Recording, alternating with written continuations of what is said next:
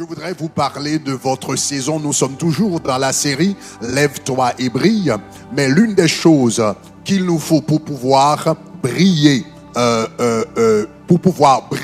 c'est la capacité de reconnaître notre saison. Alléluia. La capacité de reconnaître notre saison. Dans Psaume 1er, le psaume que nous venons de lire, la Bible dit « Le juste, il est comme un arbre planté près d'un courant d'eau qui donne son fruit. » Mais il y a un moment qui donne son fruit en sa saison. Et dont le feuillage ne se flétrit point. Donc, il y a quand même une saison pour porter des fruits, selon le psaume 1er. Maintenant, pour pouvoir reconnaître, pour pouvoir briller en ta saison, il faut comprendre trois choses de la vie. Trois choses de la vie. Premièrement, dans la vie, il faut connaître votre mission. Disons mission. OK? Deuxièmement, il faut avoir une vision. Disons vision. Et troisièmement, il faut reconnaître ta saison. Disons saison. Donc, avant de parler de saison, il faut d'abord savoir ta mission. Deuxièmement, avoir une vision. Et troisièmement, identifier la saison. Donc, on va parler de ces trois choses rapidement. Premièrement, il y a la mission. La mission, c'est quoi? Le mot mission vient du mot latin missio, qui signifie envoyer. Donc, Jésus a dit, comme le Père m'a envoyé, je vous envoie. Donc, ta mission dans la vie, c'est la raison pour laquelle Dieu vous a envoyé dans le monde. Il n'y a personne qui soit sur terre par accident. Le Seigneur a dit dans Jérémie 29, verset 11, « Car je connais les projets que j'ai formés sur toi, projets de paix et non de malheur, afin de te donner de l'avenir et de l'espérance.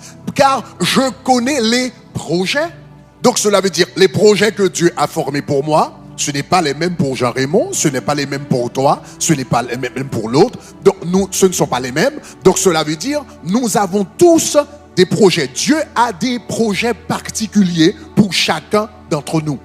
Et reconnaître ta mission de la vie, c'est savoir le projet, le grand projet de votre vie ou encore les projets que Dieu a formés sur vous. Donc, ça c'est important. Donc, premièrement, la mission. Disons mission. C'est savoir la raison pour laquelle Dieu vous a envoyé. Par exemple, nous trouvons ceci dans l'histoire de Joseph. My sound changed a little bit, just keep it the way it was. Nous avons par exemple dans l'histoire de Joseph. Vous vous rappelez toute l'histoire de Joseph que nous avons dans le livre de la Genèse. Mais Joseph, à la fin de l'histoire, a dit à ses frères, « C'est pour vous sauver la vie que Dieu m'a envoyé ici. » C'est pour vous sauver la vie. Donc, la mission de Joseph, c'était sauver la vie de ses frères. Le but de son existence, la raison d'être de son existence, c'était de sauver la vie de ses frères. Pourquoi? Parce que la nation d'Israël, c'est cette nation qui apporterait le salut au monde. Parce que Jésus-Christ lui-même va dire, le salut vient des Juifs. Cela veut dire, s'il n'y a pas de nation juive, il n'y a pas de Jésus. Et s'il n'y a pas de Jésus, il n'y a pas de salut. Et s'il n'y a pas de salut, Grégory est condamné, à l'éternité malheureuse. Donc cela veut dire, il a fallu que la nation soit sauvée de la famine. Dieu savait qu'un temps arriverait dans le monde là où il y aurait une famine et l'existence même de la nation porteuse du salut, serait menacée. Donc il a fallu qu'il élève quelqu'un qui puisse sauver le peuple d'Israël pour que le Messie soit sauvé, pour que Grégory aujourd'hui soit sauvé. Est-ce que vous avez... Donc le Seigneur a dit, donc Joseph quand il est arrivé en Égypte, il a dit, c'est pour vous sauver la vie. Ça c'était sa mission. Donc il ne faut jamais confondre la mission et les privilèges de la mission. Maintenant, la mission peut apporter des privilèges. Donc, par exemple, dans le cas de Joseph, il était devenu, n'est-ce pas, il était tout d'abord un économiste et il a fait l'œuvre d'un économiste. Il était premier ministre en Égypte. Il avait, il avait des gardes personnels. Il habitait dans la maison du roi. Il avait du pouvoir. Il avait des gens qui le servaient. Mais tout cela, c'était les privilèges de la mission. Mais ce n'était pas la mission. La mission, c'était de sauver le peuple d'Israël. Est-ce qu'on est là, chers amis? Donc parfois, quand Dieu nous accorde une mission, la mission peut avoir certains privilèges, mais il ne faut pas confondre les privilèges de la mission et l'objectif de la mission, la raison d'être de la mission. Donc c'est très important. Ta mission de la vie, c'est la raison pour laquelle Dieu vous a envoyé sur terre. Et ça, c'est très très important. Et l'une des choses qui va vous aider à découvrir votre mission, c'est les outils que Dieu vous a donnés dans la vie. Par exemple, les outils d'un médecin ne sont pas les mêmes qu'un mécanicien, par exemple. Les outils d'un mécanicien sont différents des outils d'un charpentier. Est-ce que vous êtes avec moi? Les outils d'un charpentier sont différents des outils d'un plombier. Donc, quand tu regardes les dons que Dieu te donne, les talents qu'il t'a donnés, les capacités qu'il t'a données, les passions qu'il t'a données, ce sont des outils pour accomplir la mission. Est-ce qu'on est là, chers amis? Donc, l'une des choses qui peut vraiment nous aider à découvrir notre mission, c'est quelle est ma passion de la vie? Quels sont les dons que Dieu m'a donnés? Quelles sont les capacités que Dieu m'a données? Quelles sont des choses, par exemple, qui sont peut-être difficiles pour les autres, mais qui sont faciles pour moi? Toutes ces choses, eh bien, sont des outils que Dieu vous a donnés pour pouvoir accomplir votre mission sur la terre. Dites-moi mission. Mais il faut identifier cela, parce que c'est cette mission qui donne du sens à ta vie. La mission de Joseph, c'était de sauver la vie de ses frères, et il a fait cela en tant qu'économiste d'abord, et après il est venu en premier ministre. Moi, ma mission dans la vie, j'ai prié longtemps par rapport à cela. Quelle est ma mission dans la vie? Ma mission dans la vie se résume dans le mot gloire. C'est d'aider les autres à manifester leur gloire. Aider chaque personne à manifester sa gloire. Maintenant, qu'est-ce que ça veut dire gloire? La gloire veut dire le plein potentiel. La gloire veut dire maximiser ce que tu es. Maximiser ce que Dieu a mis en toi. Par exemple, quand le soleil brille, quand le soleil se lève à 6 heures du matin, nous ne disons pas que le soleil brille dans toute sa gloire. Quand le soleil commence à briller à 8 heures, à 9 heures du matin, nous ne disons pas que le soleil brille dans toute sa gloire. Mais quand le soleil brille à midi, de toute sa force, de toute sa lumière, de toute sa chaleur, de toute sa splendeur, nous disons le soleil brille dans toute sa gloire. Parce que le soleil est en train de manifester son plein potentiel. Est-ce qu'on est là, chers amis? Vivre dans la gloire, c'est maximiser ce que Dieu a mis en toi. C'est exprimer tout le potentiel qui est en toi. Donc moi, quelle est ma mission dans la vie? C'est aider les autres à maximiser ce que Dieu a mis en eux. Maintenant, il y a de différentes manières de le faire. Mais ma mission dans la vie, c'est d'aider les autres à manifester la gloire de Dieu dans leur vie. Un autre secret que je vais vous donner dans votre mission de la vie. Ta mission de la vie, ta mission n'est jamais centrée sur toi-même. Ta mission est toujours centrée sur Dieu et sur les autres.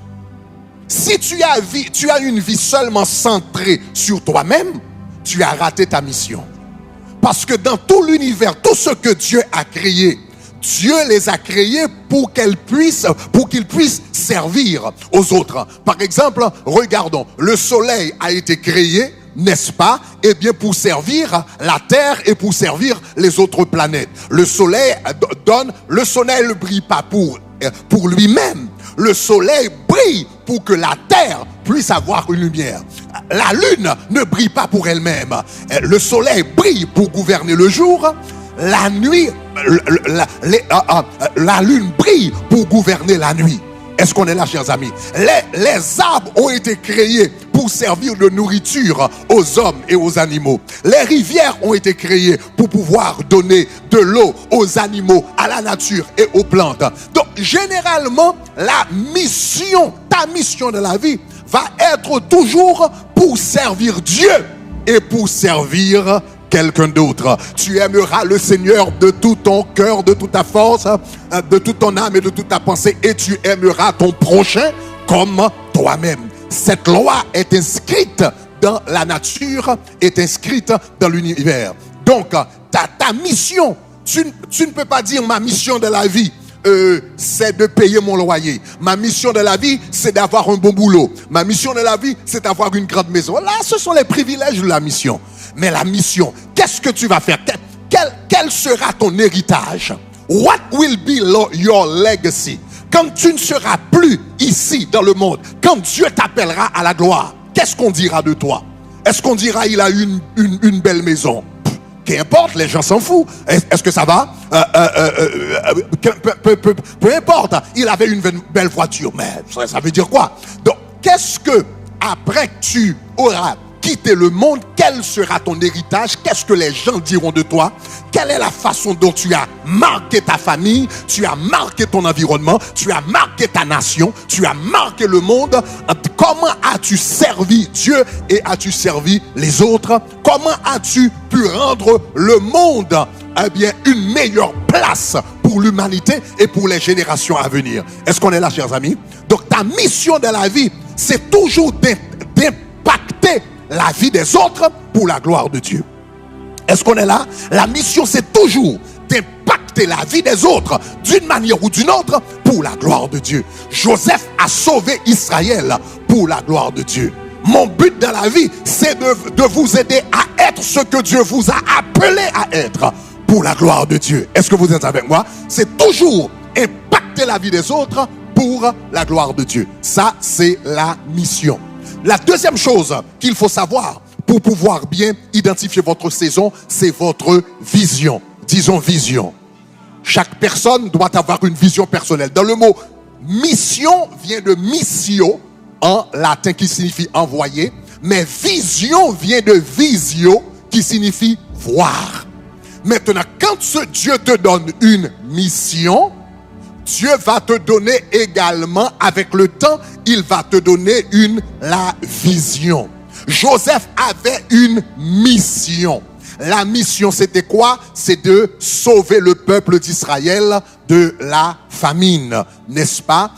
Maintenant, la vision, c'est quoi? Eh bien, quand il était jeune, une fois, il a vu, eh bien, la lune, le soleil et 11 étoiles se prosterner devant lui. Une autre fois, il a vu des gerbes dans la main de ses frères se prosterner devant lui. Donc, il savait, la vision, c'est qu'il allait être en autorité. Et il allait être en autorité. Il ne savait pas comment cela allait se faire, mais il savait qu'il allait être en autorité. Donc, lui, ça c'est la vision. La mission, c'était d'aider ses frères, mais la vision, c'est qu'il serait en autorité. Donc, il serait une personnalité politique, n'est-ce pas? Il serait d'abord un économiste, deuxièmement une personnalité politique, et avec son influence politique, il va pouvoir aider son peuple. Maintenant, ça, c'est la vision. La vision, c'est comment est-ce que je reconnais ma vision? Ma vision, la vision, ce sont les images que tu vois dans ton esprit.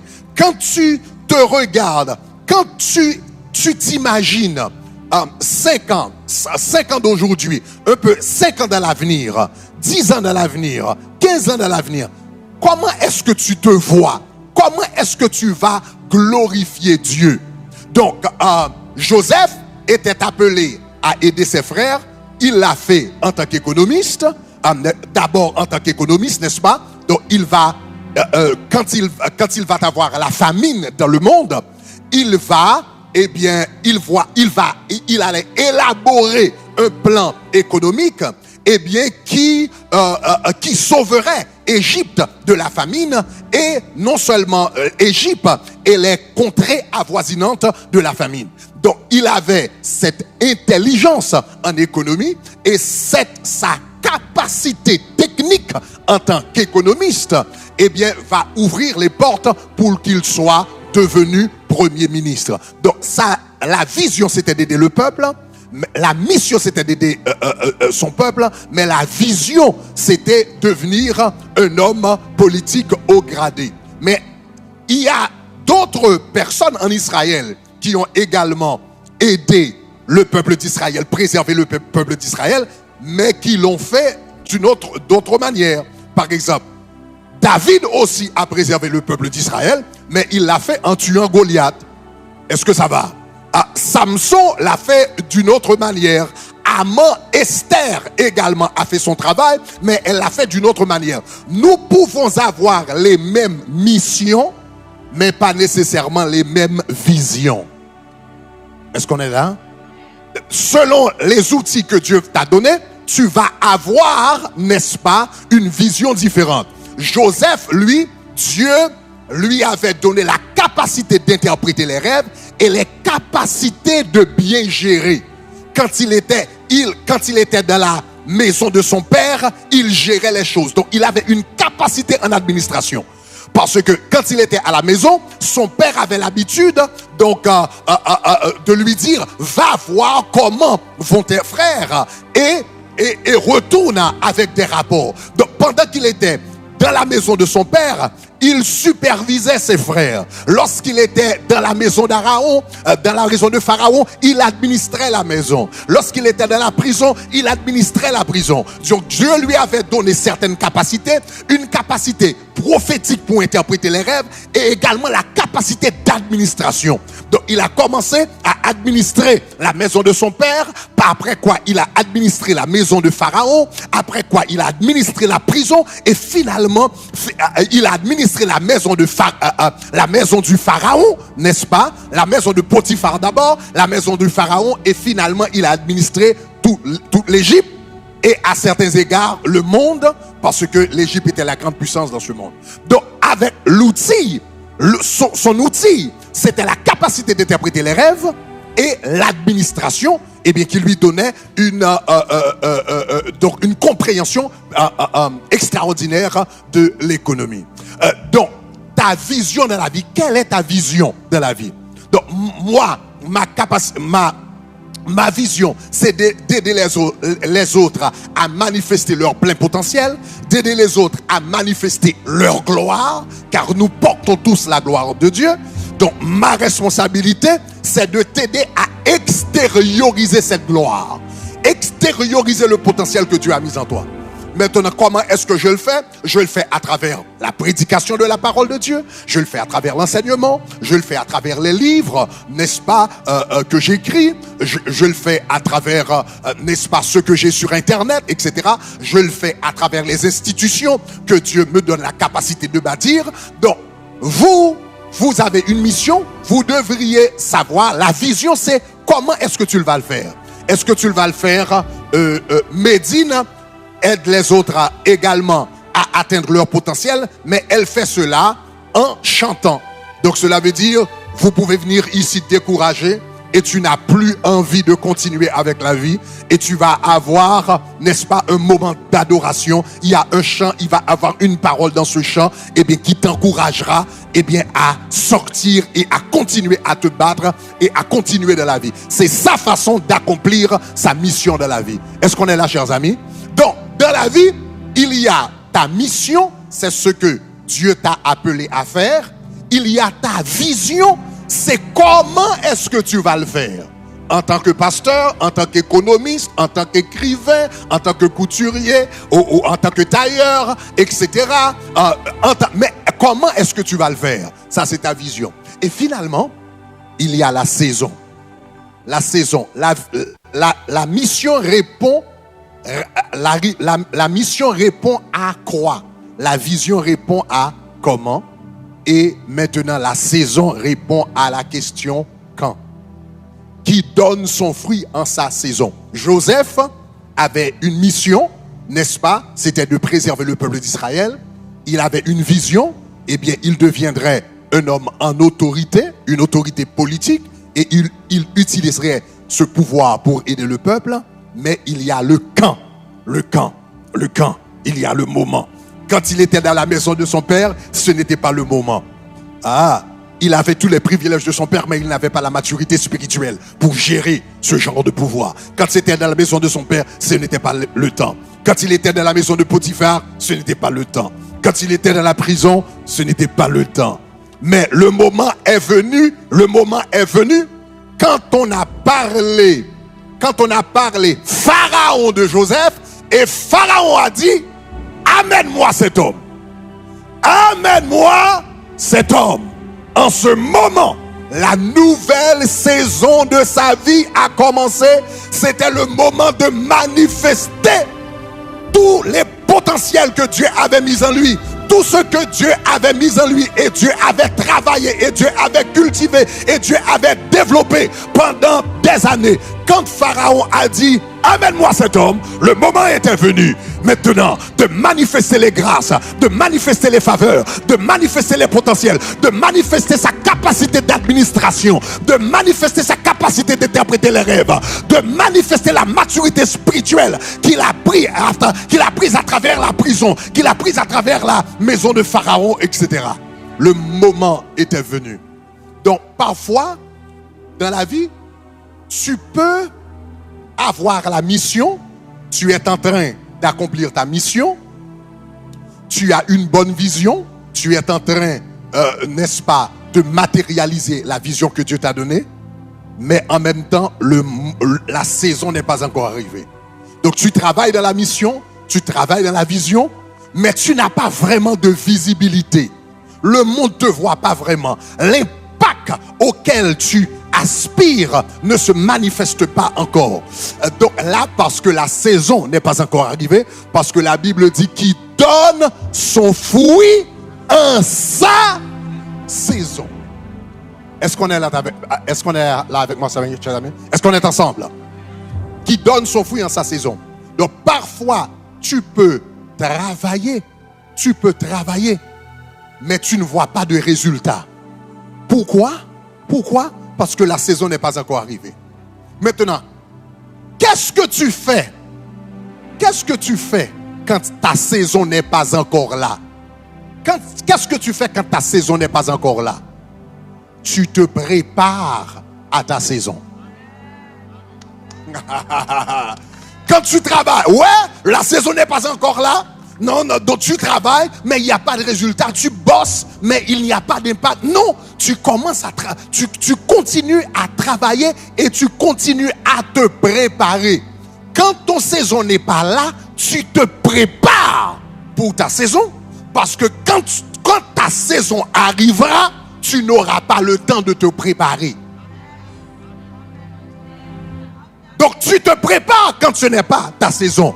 Quand ce n'est pas ta saison, tu te prépares spirituellement. Tu te prépares intellectuellement. Si tu apprends à prendre des cours à l'école, tu prends des cours. Est-ce que vous avez moi? Si tu apprends à faire des séminaires, tu le fais. Si tu as faire des connexions, des contacts, des amis, eh bien, tu le fais. Si tu as lire ta Bible, tu le fais. Donc, quand ta saison n'est pas là, tu te prépares pour ta saison, parce que quand ta saison arrive, ce n'est plus le moment de te préparer, c'est le moment de produire. Ce n'est plus le temps de la préparation, c'est le moment de la production. Si tu vas te préparer quand ton moment arrive, tu vas le rater. Parce que quand toute porte a une date d'expiration. J'ai dit toute porte a une date d'expiration. Quand le Seigneur ouvre la porte devant toi, c'est à ce moment que tu vas essayer de faire des économies. Tu as raté ta saison. Donc si tu veux, je ne sais pas, commencer un business, tu veux commencer une entreprise, tu veux commencer quelque chose, non, tu fais de l'économie avant que l'opportunité arrive. Parce que quand l'opportunité arrive, si tu n'avais pas fait des économies, tu ne peux pas prendre avantage de l'opportunité. Est-ce qu'on est là, chers amis? quand tu as un ami, n'est-ce pas, qui est au pouvoir et qui t'appelle, qui dit je veux que tu remplisses ce poste, mais si tu n'as pas les qualificatifs, si tu n'as pas les titres, si tu n'as pas la formation, mais c'est ton ami, mais tu ne peux pas passer parce que tu t'es pas préparé pour le moment. Est-ce qu'on est là, chers amis? Quand ce n'est pas ton moment, tu te prépares dans l'ombre, tu te prépares dans les ténèbres, tu te prépares dans l'obscurité. Donc Joseph a continué quand il était dans la prison, il se préparait. Quand il était dans la maison de Pharaon, dans la maison de Potiphar, il se préparait en administration. Parce que quand Pharaon l'appelait, maintenant il devait résoudre des problèmes sur le plan national. Ce n'était plus le temps d'apprendre les bases de la gestion, les bases de l'administration.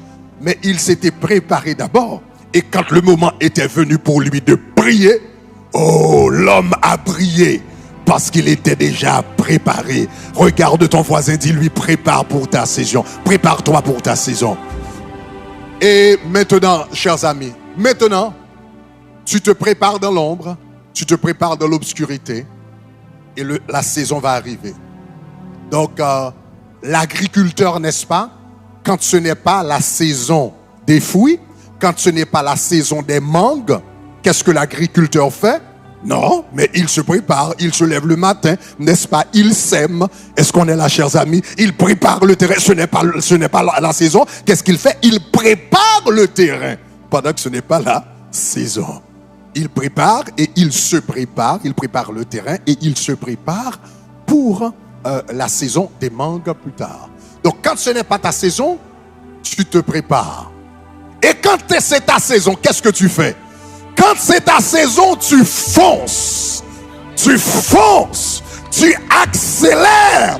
Tu avances avec foi. Tu avances avec conviction. Tu avances, n'est-ce pas, avec témérité. Peu importe que tu aies du doute dans ton cœur, mais tu fais confiance à Dieu et tu avances. Car la Bible dit, chers amis, je termine avec ceci. Dans ton esprit, comment est-ce que je peux reconnaître si je suis dans ma saison ou non? Comment est-ce que je peux reconnaître si c'est ma saison ou non? Tu vois, de la même manière que dans la rue, il y a, n'est-ce pas, il y a les feux de circulation. Quand tu es dans la rue et tu conduis dans la rue, donc il y a 3 feux. Il y a le feu rouge, il y a le feu orange, il y a le feu vert. Le feu rouge, quand c'est le feu rouge te dit arrête-toi. Hein? Le feu orange te dit attention, tu peux y aller, mais avec prudence. Hein? Et le feu vert te dit fonce. Est-ce que ça va? Dans ton esprit également, dans ton esprit, il y a ces 3 feux. Quand ce n'est pas ta saison, quand c'est pas ta saison, il y a le feu rouge à tout ce que tu fais. Il y a le feu rouge. Tu essayes d'avancer, tu essayes de matérialiser, mais il y a comme un blocage, il y a comme des interdits, il y a comme des blocus dans ton esprit. Est-ce qu'on est là, chers amis? Ça, c'est le feu rouge. La Bible dit une fois, Paul avait l'intention de prêcher l'évangile en Galatie. La Bible dit, mais le Saint-Esprit de Dieu l'avait interdit. Lui avait interdit de prêcher l'évangile. Il a reçu une interdiction, une prohibition de la part de Dieu. Donc parfois, tu as envie de faire des choses, mais il y a une interdiction devant toi. Il y a une prohibition. Soit à l'extérieur, tu essayes, mais il semble que rien ne marche, ou bien il y a une interdiction à l'intérieur. À chaque fois que tu veux avancer, il y a quelque chose à l'intérieur de toi. Est-ce que ça va, qui te tire? Il y a quelque chose à l'intérieur de toi qui te dit non. Il y a quelque chose à l'intérieur de toi qui t'immobilise. Cela veut dire dans ton esprit, Dieu te donne un feu rouge. Donc la Bible dit, Paul interdit par le Saint-Esprit de Dieu. Parfois, Dieu peut nous interdire de faire quelque chose, certaines choses, pendant une certaine saison. Plus tard, Paul allait prêcher l'évangile en Galatie, mais au moment où il voulait y aller, la Bible dit, il a eu ces interdictions de la part de Dieu. Donc Dieu peut nous donner un feu rouge à certains moments de notre vie.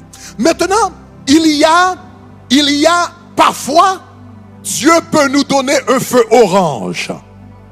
Un feu orange, c'est quand Dieu te dit avancez, mais faites attention. Avancez, mais allez lentement. Là, Dieu te donne un feu orange. Il te dit avance, mais il y a des difficultés, il y a des dangers. Donc tu dois passer beaucoup de temps dans la prière, tu dois passer beaucoup de temps de réflexion, tu dois demander beaucoup de conseils, avancer mais prudemment. C'est le feu orange. Donc tu vas voir, la Bible dit, Paul a dit, une grande porte est ouverte devant moi, mais les ennemis sont nombreux. Ça, c'est le feu orange. Une grande porte est ouverte. Cela veut dire une porte ouverte, c'est le Seigneur qui a ouvert la porte. Donc tu peux y aller, mais les ennemis, mais le Seigneur te dit, les ennemis sont nombreux. Attention, hein, il faut faire attention. Est-ce qu'on est là, chers amis? Ça, c'est le feu orange. Le Seigneur te dit, tu peux y aller, mais faites attention. Est-ce qu'on est là? Parfois, Dieu peut ouvrir des portes devant nous, mais vous et moi, nous devons y aller avec prudence. Il faut passer beaucoup de temps dans la prière, beaucoup de temps dans le jeûne. Il faut avoir beaucoup de conseillers parce que c'est un feu orange.